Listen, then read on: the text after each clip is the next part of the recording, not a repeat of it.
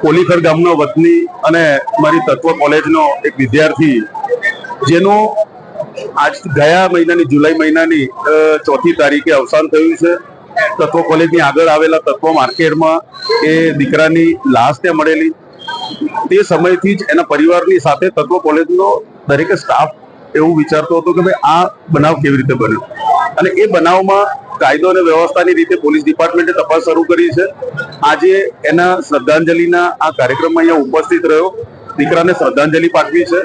આવા આશાસ્પદ યુવાનોના આ રીતે મોત એ ખૂબ જ ગંભીર બાબત છે।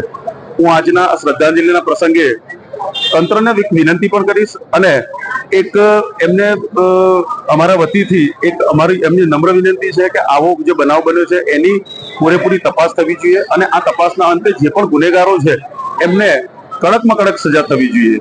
આવા આશાસ્પદ દીકરાઓ આ રીતે જતા રહે અને વહીવટી તંત્ર બેસી